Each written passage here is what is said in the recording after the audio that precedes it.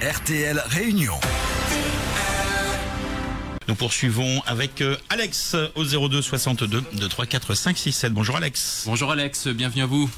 Bonjour messieurs. Alors on vous écoute, vous êtes en direct, vous allez nous parler de politique ou d'autre chose, dites-nous. Oh, plus ou moins, allez, de géopolitique, on va dire. Alors, d'abord, un petit événement dans la zone euro, nous avons un nouveau billet de 50 €. Exactement, il est disponible dès aujourd'hui. Voilà, vous pourrez vous amuser à regarder un petit peu les autres billets en euros. Ils ont tous une caractéristique qui est encore reprise dans le nouveau billet de 50 €, c'est qu'ils ne représentent rien d'existant. On voit des morceaux de bâtiments qui n'existent pas, des ponts qui n'existent pas non plus. Et ça pour une raison très très simple, on n'arriverait pas à mettre les pays de la zone euro d'accord sur telle ou telle effigie. Autrefois on avait des billets avec Montesquieu, Robespierre, etc. Là c'est fini tout ça maintenant. On est à l'image du peuple européen, nous n'existons pas. Ce sont des symboles des pays sans que ce soit des monuments particuliers, non ? Non, ça n'est pas des symboles des pays. Ce sont des bâtiments et des ponts qui n'existent nulle part. Ouais. Nulle part en Europe. Et ça ne représente absolument rien selon vous Rien. Là, on voit un fronton sur un nouveau billet de 50 €. C'est un fronton de bâtiment c'est du style 18e siècle à peu près. Mais c'est admis, c'est admis, c'est volontairement, ce sont des lieux qui n'existent pas. Pour tout vous dire, je suis en train de regarder la photo en même temps, voilà, de ce nouveau billet de 50 €. Et pour vous, au-delà de tout ça, parce que je connais un peu vos convictions depuis le temps, Alex, du coup, au-delà de tout ça, cette monnaie unique n'avait pas lieu d'exister, de toute façon, selon vous, Alex. C'est aussi.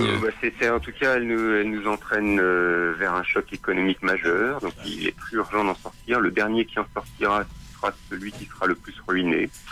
Donc, il faut ouvrir ce débat. La présidentielle est là pour ça. Il faut sortir de l'euro. Les Allemands veulent sortir, mais ils veulent pas emporter la responsabilité. Mais Alex, une fois de plus, une question. Je sais que c'est difficile d'y répondre et ça peut être polémique, mais remplacer l'euro par quelle monnaie ? En France, par une monnaie qu'on appellera franc. Alors, il s'agit d'un nouveau franc. Franc, c'est la monnaie des hommes libres. Le franc, littéralement, ça veut dire le pays des hommes libres.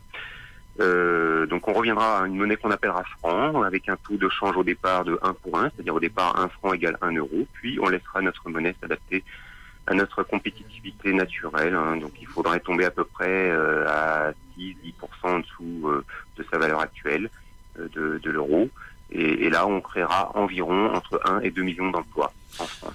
Écoutez Alex, aussi la même question, j'imagine que vous allez suivre le débat de ce soir, voir les arguments des uns et des autres. Est-ce que vous pensez que 11 candidats sur un plateau, tous pourront s'exprimer ou pas ?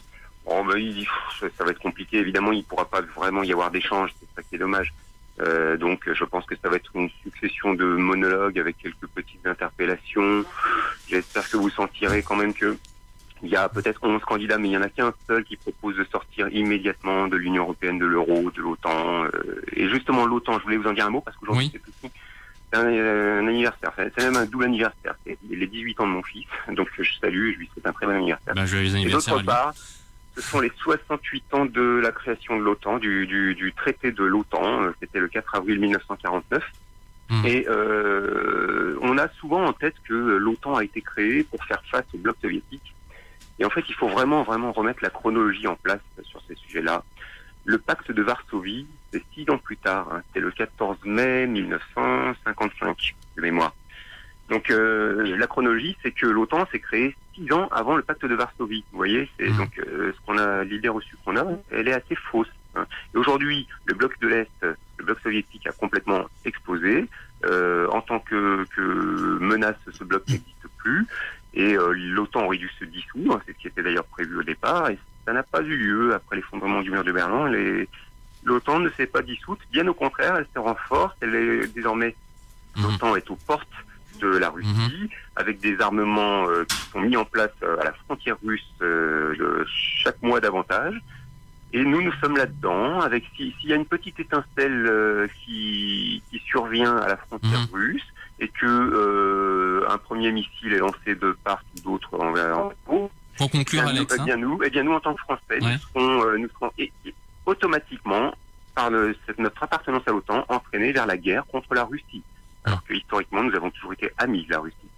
Écoutez, Voilà. Alex, on a entendu votre avis ce matin, vos convictions et votre opinion sur ce nouveau billet de 50 €. Merci pour votre intervention et encore joyeux anniversaire à votre fils qui fête ses 18 ans aujourd'hui. C'est important. Oui. C'est important. Merci à vous, Alex. On poursuit au 02 62 23 4 5 6 7. RTL Réunion. Retrouvez nos analyses, nos propositions, adhérez ou faites un don sur upr.fr. Retrouvez-nous aussi sur Facebook pour partager des idées et participer au direct. Twitter pour suivre les réactions de François Asselineau au jour le jour. YouTube pour ne rater aucune de nos vidéos. Pour nous aider à rétablir la démocratie, poussez-nous, abonnez-vous, partagez.